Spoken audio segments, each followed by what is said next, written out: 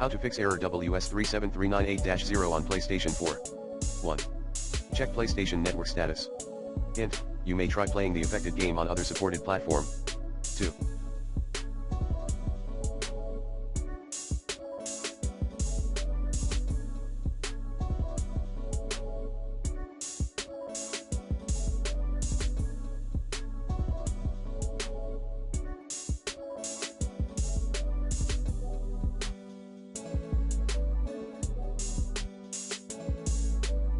Keep your PS up to date, always.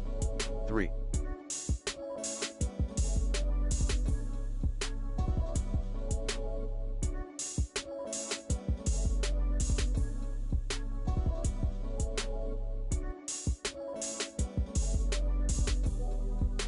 Contact PS support if needed.